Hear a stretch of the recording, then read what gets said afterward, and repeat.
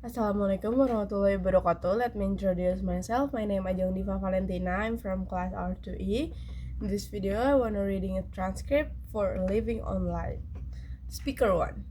I think that even up until just a few years ago, we could never have imagined how our behavior would change with regards to using mobiles and tablets. I know that I would find it incredibly difficult to live without my mobile.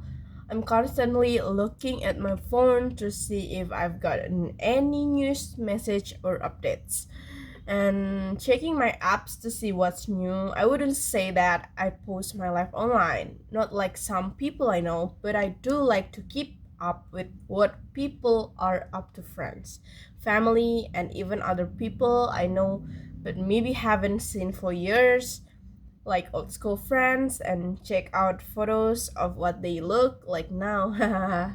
Loving. Speaker 2. In a way, I think it's quite funny that we're always worrying about teenagers and young people becoming obsessed with online communication. But if you ask me, we need to worry just as much about adults. At the office where I work, even when we have a break, nobody talks to each other unless they absolutely have to, which is which is very which is a sorry state of not affairs to say at least.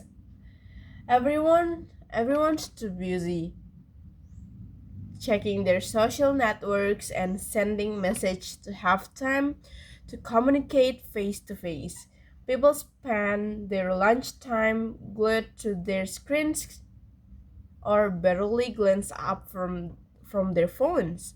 Even during meetings, people can't resist simply checking their phone.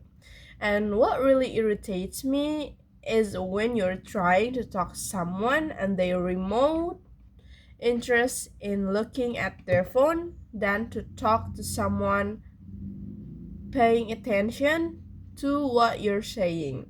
Even though you're right in the front of them, pubbing, I think it's called. Speaker 4. Speaker 3.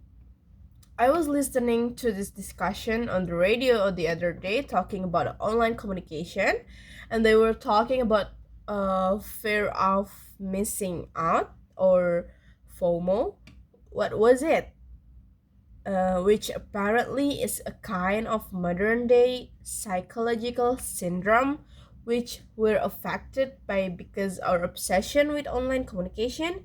Basically, they were saying the reason why people feel they have to be connected 24/7 and communicate everything they're doing and keep up with everything that other people we know are doing is down to this fear of missing out. We're worried that everyone is having more fun than us or doing something more exciting than us.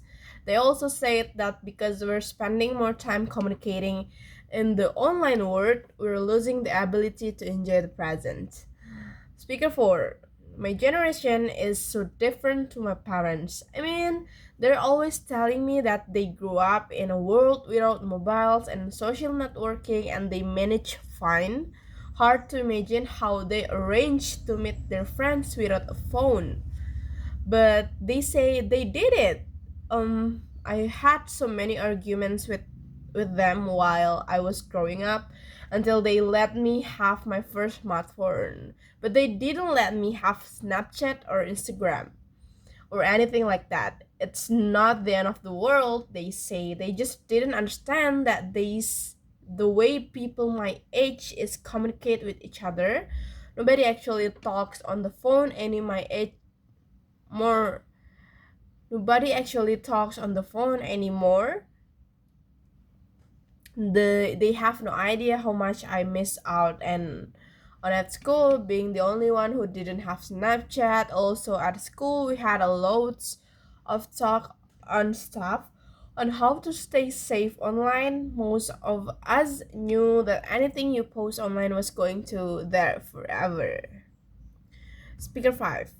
For me, one of the best thing about online communication is that you can stay in touch with everyone at the same time.